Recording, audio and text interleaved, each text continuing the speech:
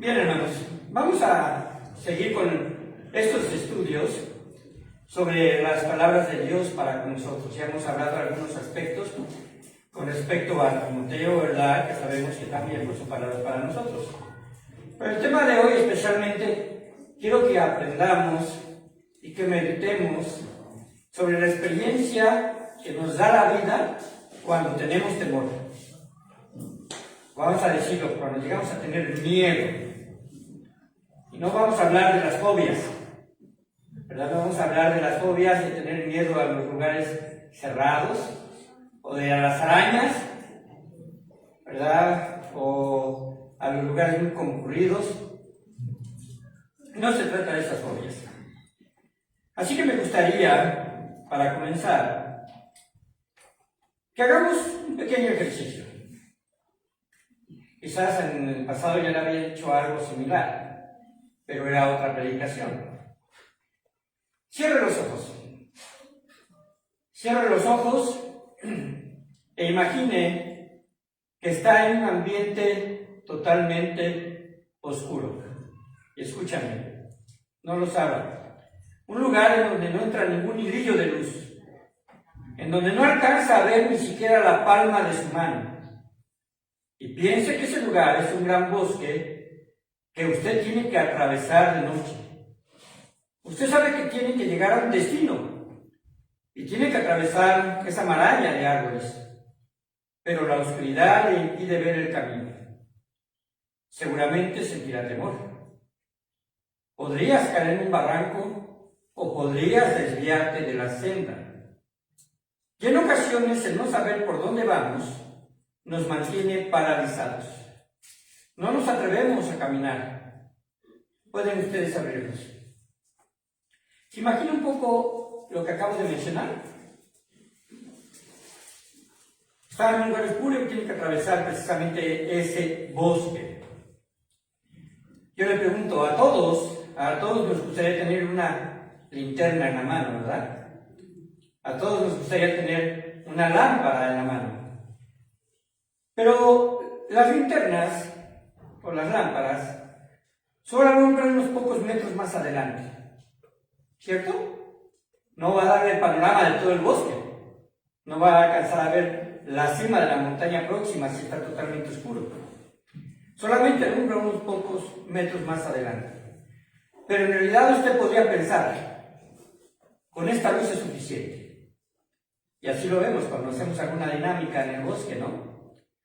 O como ustedes lo saben, cuando yo iba a la minería y entraba a las minas, solamente me bastaba prender la luz y aunque solamente veía parte de lo que venía adelante, ya daba seguridad, porque por lo menos me permitía ver el camino, ¿no? Así que no necesitamos ver el final del camino, hermanos.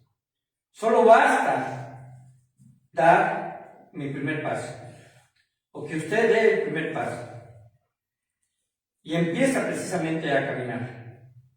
Y lo que parecía ser una amenaza cuando no había luz, ahora es una oportunidad. Porque la luz nos permite parcialmente ver cuál es el camino seguro. ¿Cierto o no? ¿Puedes modular un poquito más? Siento que está muy fuerte. Ahora, ¿cuál es la lección de esta historia? Ya lo dijimos en parte, ¿no? Podemos ver una parte del camino. Bueno, hermanos, no necesitamos ver todo el panorama para empezar a caminar también en la vida cristiana dando pasos de fe. No necesitamos ver todo lo que Dios tiene delante de nosotros para confiar en Él. Porque a veces lo único que nos pide es que caminemos. Y lo podemos ver en muchos ejemplos. Vemos a un José que fue vendido por sus hermanos. No sabía lo que iba a suceder con él, pero lo entendió ya hasta el final cuando tiene el encuentro con sus hermanos y llevado a su padre a Egipto. Y muere su padre y José dice, para bien me ha puesto el Señor. Amén. Lo mismo podemos ver de Moisés. Fue llevado para poder, obedeciendo a Dios, para poder sacar a los israelitas de Egipto, pero no sabía todo lo que iba a pasar. Él pensaba que una vez que salieran iban a llegar a la tierra prometida, pero hubo desobediencia y 40 años tuvo que estar también ahí con el pueblo. Ciertamente Dios a veces no nos quiere hacer ver cuál es nuestro destino. Así que, hermanos, no necesitamos ver todo el panorama para empezar a caminar dando pasos de fe. Al final, ¿quién es el que conoce nuestro destino? Dios. Dios conoce el final, incluso el final de su vida. Por lo que debemos dejar el temor y caminar con Él. Ahora, Dios habla muchísimo, hermanos, sobre los temores y siempre tiene para sus hijos palabras de aliento. El mensaje de fondo es: no estás solo. El mensaje que nuestro Dios nos da cuando nos invita a caminar en obediencia es que no estamos solos y que Él está con nosotros. Ahora, hermanos, la Biblia no niega el temor. Y el temor no es un pecado en sí mismo. La falta de desconfianza, en realidad podríamos decir que es lo que realmente podría estar dañando nuestra fe. Pero la Biblia no minimiza el temor, al contrario, lo identifica como parte de la experiencia humana. Pero la Biblia misma nos quiere enseñar a afrontarlo de la forma correcta. Piensen en cualquier personaje de la Biblia en donde se muestre información suficiente de su experiencia humana y notarán que tuvieron miedo. Moisés, ¿recuerdan su llamado? Él tenía miedo de ir delante de Faraón, incluso dice que él no podía hablar, que le costaba mucho hablar. Piensen en David. David también pareció y tuvo miedo cuando fue perseguido por Saúl. Elías, después de confrontar a los profetas de Baal, va y se esconde en una cueva porque Jezabel lo quería matar. ¿Los discípulos de Jesús tuvieron miedo? ¿En qué momento? Cuando iban a crucificar a Cristo, ¿verdad? Todos huyeron. Aún el más valentón, ¿no? Pedro. Y lo negó 3 veces. María, la madre de Jesús, ¿tuvo temor? ¿Recuerdan cuando vimos el tema, los no temas de la Navidad? ¿Tuvo temor María? ¿Verdad? ¿Tuvieron temor los pastores? ¿Tuvo temor José? Así que, hermanos, así como ellos, nosotros contamos también precisamente con temores, pero tenemos así como ellos algo que la gente que no conoce a Cristo no lo tiene, y es el aliciente de la fe. La fe correcta. Porque el pensamiento no es que no sientas miedo. El aliciente, hermano, es que no dejes que el miedo gobierne tu vida. No dejes que el miedo gobierne tu vida. No sé si ustedes han conocido los extremos de alguien que tiene miedo, pero yo tuve una compañera de trabajo que si no leía el tarot, no salía. Ella se dedicaba a eso. Iba con la gente, ¿verdad? La gente que cree en esas supersticiones, la consultaba. Pero ella misma tenía temor. No salía ese diario, no se echaba las cartas. Ahora, hermanos, como creyente quizás tengas temor en algunas áreas de tu vida cristiana. Por eso les dije desde el principio, no vamos a ver clases de temores, 3 clases de temor que los creyentes a veces padecemos. Así que, si tienes temor en alguna área de tu vida, déjame decirte qué dice la Biblia con respecto a esto. ¿Qué hacer cuando tenemos temor? Y el primer punto es, ¿qué hacer cuando tengo temor de predicar? Porque a veces el no predicar está un poco enmascarado por el temor al que dirán.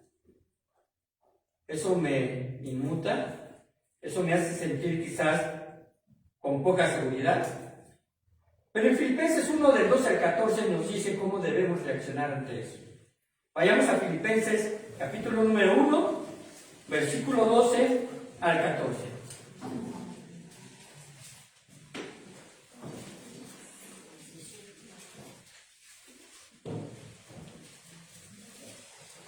Gálatas, Efesios, Filipenses, ¿verdad? ¿Van a llegar rápido?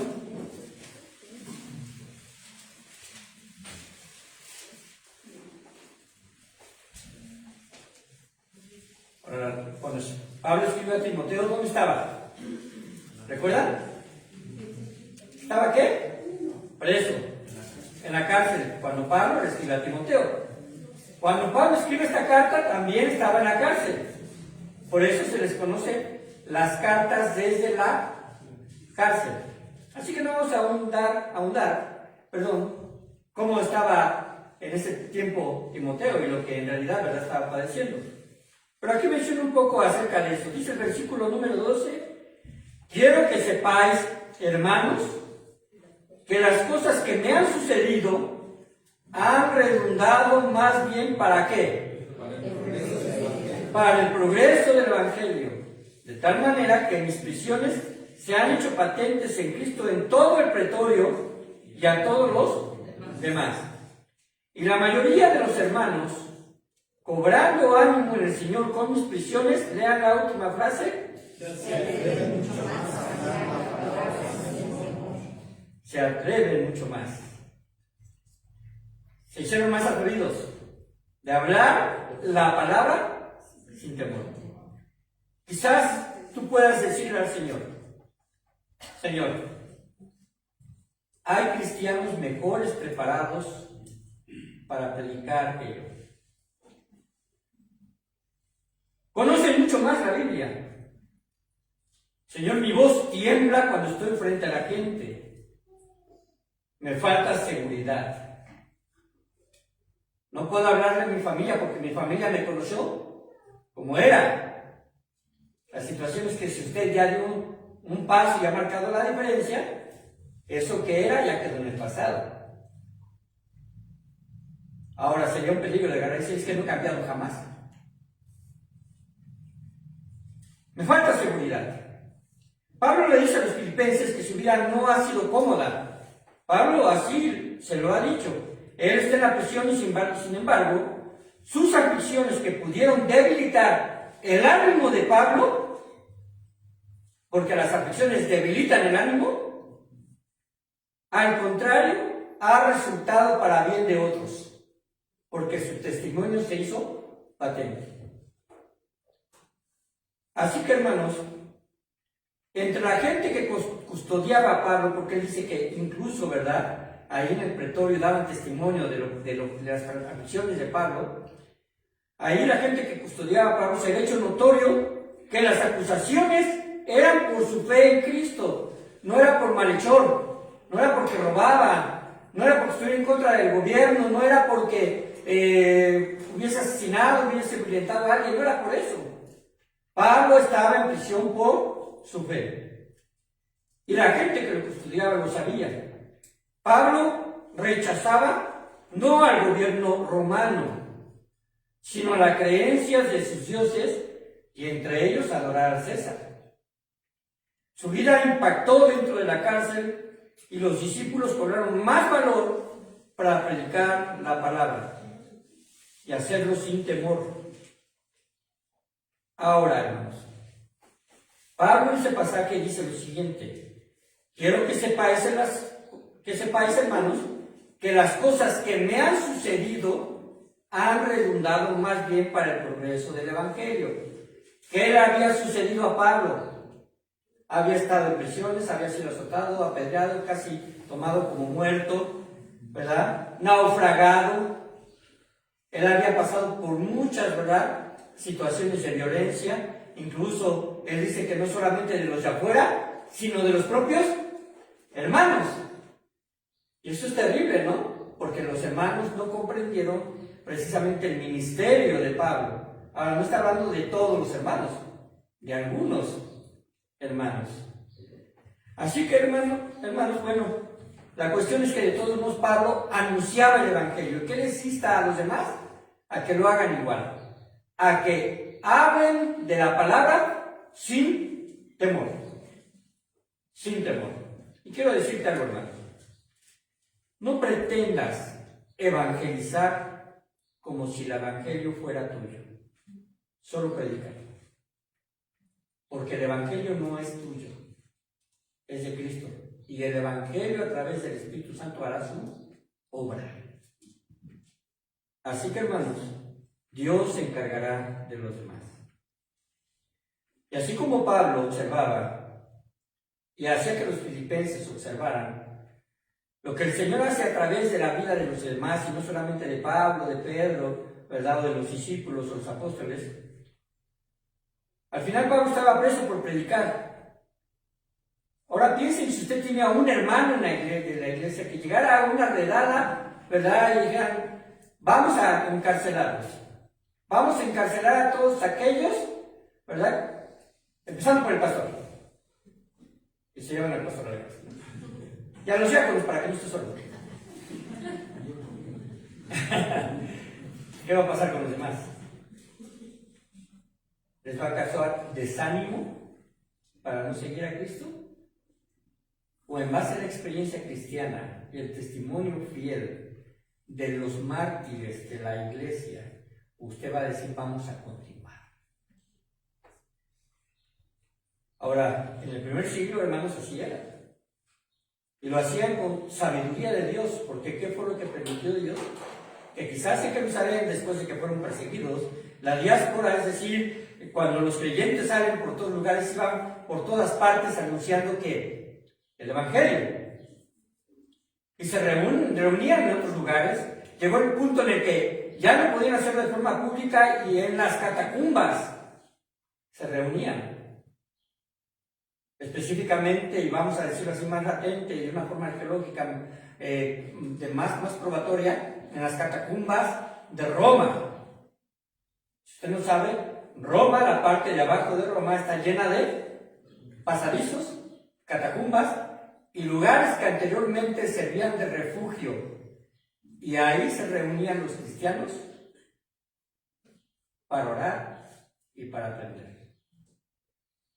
En Macedonia, en cuevas. En Italia, en la parte norte, se iban hasta las montañas y hacían una vida, vamos a decirlo así, aislada, y ahí precisamente surgieron los movimientos religiosos que después llegaron a Gales, y de Gales a América, y de América a nosotros. Pregunto, ¿que el Evangelio se transmita ha sido fácil? No lo ha sido. Así que, hermanos, la palabra de Dios fue manifiesta, la palabra de Pablo, perdón, la fidelidad de Pablo, fue manifiesta. Él les mostró que la predicación del Evangelio vale la pena. La frase donde dice, se atreven mucho más a predicar la palabra sin temor, nos insta a entender que hay una necesidad apremiante, que predicar el Evangelio es urgente, que debemos de atenderlo. Todos podemos tener nervios al predicar, pero Dios le asegura ayuda, porque incluso fue parte de la oración que Pedro y Juan hicieron frente al concilio en el capítulo 4 de Hechos, y dice, ahora Señor, mira sus amenazas y concede a tus siervos que con todo denuedo hablen tu palabra. Si usted tiene temor, hermanos, en oración vaya al Señor y diga, Señor, quítame el temor. Ahora, si Dios sostuvo a estos hombres, sin duda también te va a sostener a ti. Segundo temor en los cuales podemos llegar a caer. ¿Qué hacer cuando las circunstancias te llenan de temor? Hebreos 13, 5 y 6, por favor.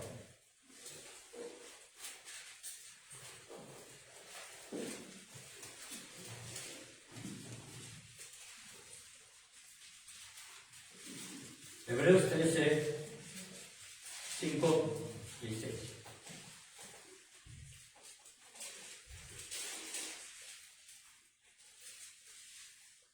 Le voy a pedir a los varones que nos lean en voz alta, puestos de pie, Hebreos 13, 5 y 6.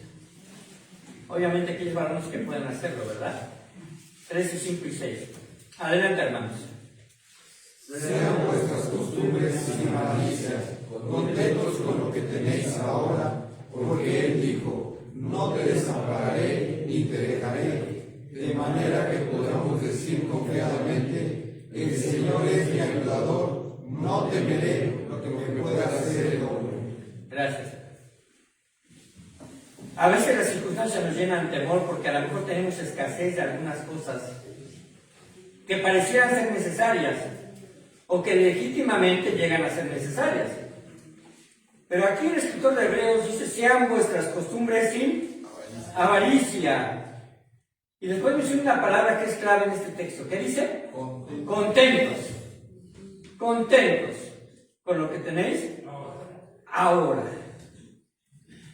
¿Por qué?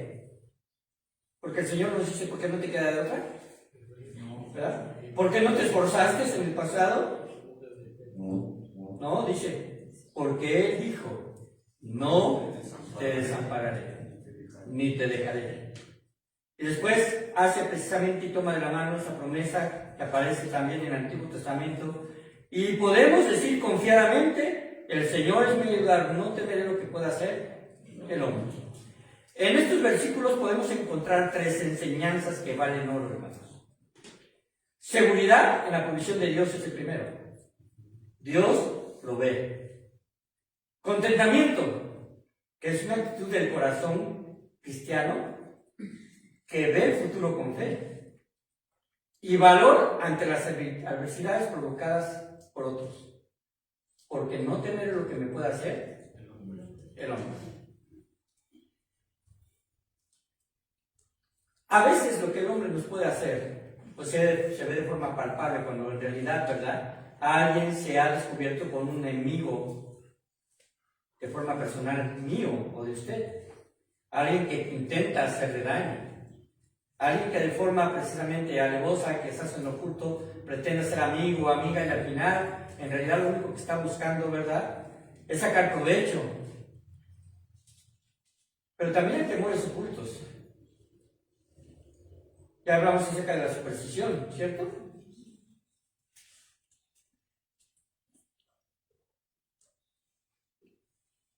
En aquella ocasión que les contaba a esta señorita que leía el tarot, llegó a influenciar a mi jefe, que era una mujer, de tal forma que a una ocasión llegó muy espantada a mi jefa porque había encontrado un muñeco entretejido y negro con chapopote en el patio de su casa.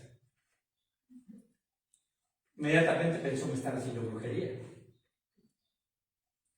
Un temor infundado, un temor irrelevante, algo que no puede hacer daño y que a los creyentes nunca deberíamos estar sujetos a temores de ese tipo. Pero hermanos, ¿la gente vive con temor actualmente, sí o no? Parten muchos de esos temores por inseguridades personales, como en este caso. Y en realidad todo lo que el sistema de este mundo promete, todo lo que le promete el gobierno en las diferentes partes del mundo a sus ciudadanos, están en el hilo del incumplimiento y o la caducidad de sus promesas. Así es. Y aquí sucede. Actualmente hay muchas promesas y de ayuda, ¿verdad?, para nosotros de más de 60, no voy a decir viejitos. Ayudas en becas para los estudiantes, para las madres solteras. ¿Hasta cuándo va a alcanzar el dinero? Se va a acabar tarde o temprano. El incumplimiento y la caducidad de sus promesas, hermanos, no es permanente. Entonces, ¿en quién vamos a confiar? Le pregunto a usted: ¿Dios conoce nuestras necesidades? Sí. Amén.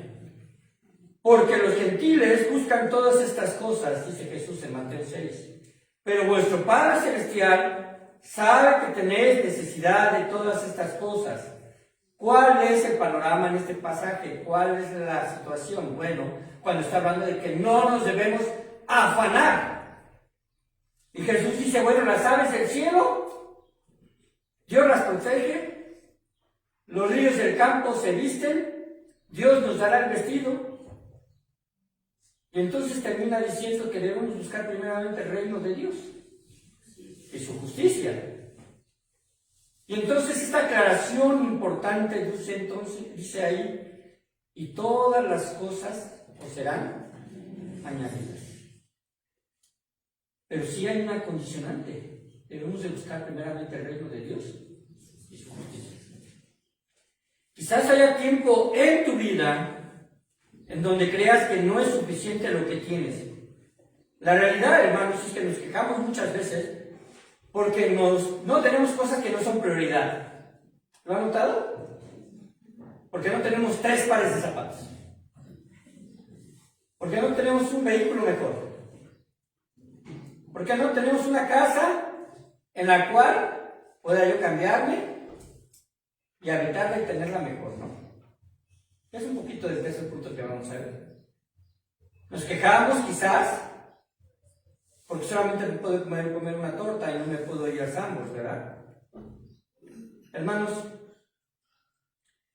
nos quejamos porque no tenemos cosas que no son prioridad. Pero el materialismo ha impregnado la idea de que sí lo son. El materialismo te va a decir sí lo necesitas. Sí lo necesitas. Tanto, hermanos, que actualmente usted puede decir y encontrar cualquier tipo de artículo que, hermanos, se me hace inverosímil. Porque encuentra uno de todo, ¿no? Un quitafocos. Si estaba caliente yo le hacía con un trapo, ¿no? Pero hay quitafocos. Y quizás usted diga, bueno, no me ayuda porque está demasiado alto para mí. Es válido. Pero al final y al cabo, si no tuviese el recurso para comprar eso, se verá imposibilitado de quitar un foco. Entonces no es necesario. Hermanos, no estoy diciendo que se deshaga de las cosas materiales, pero no ponga su confianza o seguridad en ellas. Muchos, al perder las posesiones materiales, llegan a blasfemar a Dios. Y esto lo sabe Satanás. El argumento que tuvo cuando se presentó delante de Dios en la historia de Job, le dijo, quítale todo lo que tienes y ve si no blasfema delante de ti. ¿Lo dijo o no lo dijo Satanás? ¿Cuál es el pensamiento de Satanás? Cualquier hijo de Dios al cual le quites lo que tienes, va a blasfemar delante de ti. ¿Y saben qué? A veces tiene éxito. Observen la promesa de Dios. Es la promesa central. No te desampararé. ¿No se hace fuerte y poderosa esta afirmación? Que tenemos a un Dios cerca de nosotros. La idea original de este pasaje cuando dice no te desampararé es nunca, nunca te dejaré. ¿Cuál es nuestra respuesta a Dios entonces? De manera que podemos decir confiadamente, exactamente, Dios es nuestro ayudador. Hermanos, lo que acabamos de hacer y lo que se hace en esa referencia bíblica es un diálogo. Lo que Dios dice y cómo yo voy a responder. Tu convicción, escucha bien, tu convicción no es un sentimiento, es una confesión de fe. Cuando el temor debilita, la palabra de Dios fortalece. Tercer temor. Hoy fue rápido, ¿verdad? Tercer temor. Cuando hay temor a la muerte. Cuando hay temor a la muerte. El Salmo 23, 4. Ahora, hermanas, búsquenlo. Y si puede ponerse de pie, leerlo de pie, si no sentada. Pero búsquenlo y leanlo tan bonito como lo leyeron los varones. Salmo 23, 4.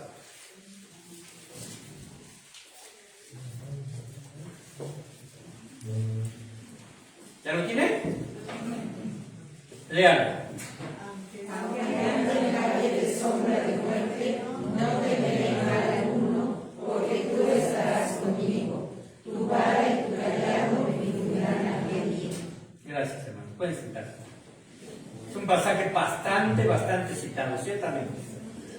Aunque ande en valle de sombra de muerte, no temeré mal alguno. Ahora, hermanos, hablar sobre las enfermedades es importante. Y a veces no se habla mucho en la iglesia de enfermedades. Y si a veces nos ponemos a decir, bueno, vamos a hacer un pequeño censo, ¿quién ha estado enfermo estos días? Muchos pueden levantar la mano. Y algunos estén enfermos de una gravedad de la cual nosotros desconocemos. Y cuando Dios nos ha llamado a consejería, a los pastores o diáconos o hermanas, pero quiero decirte que no te sorprendas, porque quizás en algún momento tú que estás sentado ahí tendrás que hacerlo. Lo tendrás que hacer, porque no tendrás a la mano un pastor, o a la esposa del pastor, o a la hermana que dirige sembradoras, o a los hermanos que ya tienen más tiempo de conocer la Biblia. Quizás estés en el punto de aconsejar a alguien que esté enfermo. Ahora piensa en alguien que esté muy cercano a ti. O piensa en ti mismo, si estás enfermo. Estoy hablando de enfermedades, hermanos, de esas enfermedades que pueden cambiar tu dinámica de vida de forma sustancial. Una gripa te la cambia un día porque a lo mejor te dicen, ¿sabes qué? Regrésate a tu casa porque me vas a contagiar en el trabajo, ¿no? Pero aquellas que son difíciles y van a cambiar tu dinámica de forma sustancial, en donde tengas que atender a un enfermo terminal o en donde tú mismo lo seas, no va a ser fácil, pero sí es necesario. Es un punto en donde la gente siente temor, ¿cierto o no? Y la Biblia habla con claridad sobre la experiencia de la muerte. Empezando primero, que no nos podemos librar de ella. Y de la manera que está establecido para los hombres, que mueran una sola vez, y después de esto, el juicio. ¿Te parece claro esto? No vamos a salir con que nada más los hombres se van a morir, ¿verdad? Está hablando del género humano. Y de la manera que está establecido para los hombres que mueran una sola vez y después de esto el juicio. Quizás el problema, hermanos, no es que sepamos que vamos a morir, sino lo improvisto que puede ser esto. Quizás eso sea lo que nos cause temor. Un accidente. El hermano Moisés nos mencionaba esto, ¿no? De que por poco hay un accidente. Nosotros el día jueves salimos rumbo a Huasca y en la bajada después de Plaza Q, la que ya conecta a la difusca, donde se bifurca hacia los hospitales, ya lo ubicaron bien, ¿verdad? Adelante de nosotros, con una distancia de aquí a donde termina este salón, una camioneta estaquitas, se le salió la rueda con todo y el eje delantero. Esto fue protección de Dios por varias razones. Porque yo cuando mira, se le salió la llanta, yo ya no había visto, ¿no? Y cuando salió con todo el eje, brincó hacia el otro lado y con el impulso que pegó en el piso del otro lado, trasera, regresó a nuestra acera y no causó daño a ningún otro vehículo. Si le hubiera pegado de frente que venía en sentido contrario, creo que se pueden llegar hasta matar, ¿no? Una llanta grande con su barra de acero. Pues gracias a Dios por su protección. Pero un accidente puede ser fatal. Un fenómeno de la naturaleza, igual, un terremoto, ¿verdad? Una inundación o cualquier circunstancia puede llevarnos a morir. Pero la pregunta es esta: ¿qué le va a dar seguridad al creyente, no solo de la protección de Dios, sino que en su voluntad, y si así Dios lo quiere y lleguemos a morir en ese momento, qué es lo que nos da seguridad a nosotros para evitar el temor a la muerte? Es nuestra fe. La fe en Dios, la fe en la promesa de que esta vida es parcial y tendremos una vida eterna. Es saber que no hay nada en este mundo que nos puede separar del amor de Dios. Dice en Romanos 8, 38 al 39, por lo cual estoy seguro que ni la muerte, y así empieza, que ni la muerte, ni la vida, ni ángeles, ni principados, ni potestades, ni lo presente, ni lo porvenir, ni lo alto, ni lo profundo, ni ninguna otra cosa creada nos podrá separar del amor de Dios, que es en Cristo Jesús, Señor nuestro. Y aquí, cuando incluye a la muerte, es cualquier clase de muerte. Querido hermano, como creyentes no estamos solos. Y aunque nuestra oración, porque lo hacemos, oramos por sanidad, por restauración de nuestro ser querido, o por nosotros mismos, y esa sanidad no llega, esa sanidad no ocurre, es porque no es el propósito de Dios. Es ahí en donde nos puede costar trabajo aceptar su voluntad. El Padre nuestro dice al inicio, Padre nuestro que estás en los cielos, santificado sea tu nombre, venga tu reino, y después ¿qué dice? Hágase tu voluntad. ¿Qué es lo difícil cuando su voluntad parece ser que no son nuestros deseos?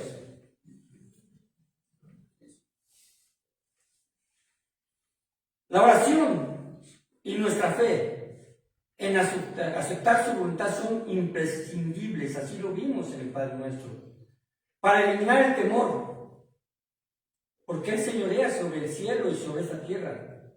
La visión de la muerte, según la Biblia, hermanos, es el proceso de transición de esta vida al punto siguiente. ¿Amén? La muerte no es el final absoluto. Oh, ¿dónde está muerto tu aguijón? ¿O dónde sepulcro tu victoria? En Cristo nos espera la vida eterna. Ahí cuando estaba Jesús frente a la tumba de Lázaro, le dijo: yo soy la resurrección y la vida. El que cree en mí, aunque esté muerto, vivirá. Dice a Marta y a María, ¿crees esto? Si creemos esto, hermanos, no debemos de temer la muerte. Para un cristiano la muerte es entrar en la presencia de Dios. Pablo lo dice de esta forma en Corintios: preferimos estar ausentes del cuerpo y presentes ¿en dónde? En el Señor. Presentes al Señor. La muerte no es temida porque abre la puerta, no es temida para el creyente, porque abre la puerta a la comunión plena con Cristo. Una puerta que nos va a tener libre de sufrimiento, de la influencia del pecado y del miedo. Quizás es el tiempo que debemos de pensar en la muerte como creyentes, hermanos, porque todos estamos rumbo a ese camino, y los que no creen a una condenación eterna. Y el tiempo es corto y la vida es breve, y saber que la vida es temporal debería animarnos a nosotros como cristianos a amar a los demás y predicarles, a cumplir su llamado e ir a la gente, a vivir en paz y en gratitud. Yo he tenido una pregunta, quizás una pregunta que puede entrar un poco en debate, pero la pregunta es esta: cuando muera mi espíritu, yo sé a dónde voy a ir, ¿cierto? Pero en la transición de llegar a ese lugar, cuando muera mi espíritu sabrá dónde ir. ¿Me entienden la pregunta? Sí. Ajá. Es como si ahorita muriéramos y todos nuestros espíritus, ¿verdad?, o almas estén acá afuera y le digan: pues, pastor, ¿para dónde vamos? ¿No? Obviamente no va a suceder así. Pero hermanos, la Biblia no dice explícitamente si los ángeles tomen el alma, pero hay patrones. No estoy formando una doctrina, pero hay imagen de ángeles acompañando, recibiendo a los creyentes en la presencia de Dios. Una de ellas es la historia de Rico y Lázaro. Y aconteció que murió el mendigo y fue llevado por los ángeles al seno de Abraham. Aquí está hablando precisamente en el tiempo del Antiguo Testamento. En el tiempo del Nuevo Testamento no lo dice solamente cuando Jesús, ¿verdad?, menciona precisamente una metáfora del rico que acumuló muchas riquezas y se dijo alma, ¿verdad?, que tenía muchos bienes y había un lagar, y entonces dice: descansa y repósate. Dice: necio, ¿no sabes que vienen a pedir tu alma? Así que, hermanos, vemos transportando el alma en algún momento aquí en las Escrituras a un lugar de reposo, pero no actúan solo los ángeles, siempre bajo la autoridad de Dios. Y si algo sabemos es que los ángeles son enviados a favor nuestro y ministradores de las órdenes de Dios, pero solo los ángeles son siervos. Cristo es quien nos recibe. En el arrebatamiento con voz de mando, con voz de arcángel y con trompeta de Dios. Recuerden, hermanos, ¿quién es la Trinidad? El Padre en el cielo, el Hijo a su diestra y el Espíritu Santo en nosotros. Y todos contando precisamente con sus atributos que pueden estar en cualquier parte y en cualquier momento. ¿Recuerdas que te pedí que te manejaras ese bosque lleno de oscuridad al principio? Ajá. Tú y yo estamos caminando nuestra vida por un sendero largo. Es cierto que hubo tramos y va a haber tramos en nuestra vida oscuros, pero también tramos de sol. Otros de lluvia, algunos de dolor y otros de gozo. Pero al final llegaremos al final de ese camino. Tu vida y la mía tendrán un fin. Llegarás a esa noche de tu vida. Yo oro porque no haya temor cuando yo llegue y que mi partida sea tranquila. Quizás haya enfermedad y haya dolor, quizás. Pero si nuestra mente está aferrada a Cristo y que su promesa es que Él nos va a llevar a nosotros y que tenemos una morada celestial, Mansión Yo Quiero, estamos cantando, ¿verdad? Vamos a seguir. ¿Llegarás esta noche y será para ti una noche tranquila? Te pregunto. Dirás, sí, el cansancio fue grande durante todo el tiempo de mi experiencia, pero no hay temor. ¿Por qué para ti como cristiano y para mí la muerte no es un precipicio sino una puerta? Bueno, cuando cerremos los ojos en esta vida, nos olvidaremos del tiempo. De pronto despertaremos y ya, metafóricamente será de mañana, porque habremos llegado a nuestro destino. Al abrir los ojos, lo oculto y maravilloso del cielo aparecerá delante de ti, porque ahorita solamente tenemos una sombra de lo que es. Y una voz nos podrá decir, bien, buen siervo y fiel, entra en el gozo de tu Señor. Notaremos, hermanos, que no habrá dolor, ni enfermedad, ni despedidas, ni preocupación. Si algo te preocupa y no puedes dormir aquí, allá, no, allá vas a estar despierto y no te va a preocupar nada de lo que ocurre en este mundo material. Verás y entenderás que Dios ve el pecado de una forma que en la cual nosotros en este momento lo queremos ver, pero no en su plenitud, que es tan terrible y horrenda, que en ese tiempo, a pesar de que nuestros seres queridos se queden en esta tierra y estén inmiscuidos en pecado, quizás hasta sin Cristo, nosotros veremos el pecado como precisamente la situación o el estado del hombre perdido que nuestro Dios juzgará. El cuerpo mortal quedará atrás si Cristo no viene antes, como una semilla sembrada en la tierra, esperando el día de la resurrección cuando será levantado glorioso. Para el mundo la muerte de un creyente, hermanos, es solamente una muerte más, alguien que se adelantó, pero para el creyente es un despertar. Para el cielo es una llegada a casa y para los ángeles es motivo de gozo. Pero aquí cabe preguntar, y termino con esta frase: ¿has sido un buen siervo y fiel? ¿Lo has sido? El recibimiento es: entra en el gozo de tu Señor. Vamos a ver. Padre bendito, te doy muchas gracias por este tiempo y queremos, Padre Santo, poner nuestras vidas en tus manos. Confiar plenamente, poner todo el esfuerzo de nuestra parte para que, mi Dios, podamos ser fieles y considerados, Señor, como servidores tuyos y anhelando, Padre Santo, tus palabras de que así lo hemos sido y que tú tienes preparado un lugar para nosotros. No es nada, Padre Santo, impersonal el hecho de que vayamos al cielo. Tú nos recibirás en tu seno. Y gracias, Padre, porque tú nos haces esa promesa hermosa. Ahora, mi Dios, si habremos de afrontar, Señor, tempranamente o tardíamente enfermedad que nos lleve o que se pronostique como parte, Señor, del fin de nuestra vida, ayúdanos, Señor, a verlo, Padre Santo, como un propósito tuyo y también con la esperanza de que tú nos recibirás. Habrá dolor, quizás sufrimiento, quizás nos hará llorar o sacar lágrimas, pero Padre Santo, al final, Señor, tú las enjugarás. Padre, no permitas que lo veamos, Señor, con queja hacia tu soberanía, ni blasfemar tu santo nombre, porque tú eres santo. Tú sabrás, Señor, qué nos depara.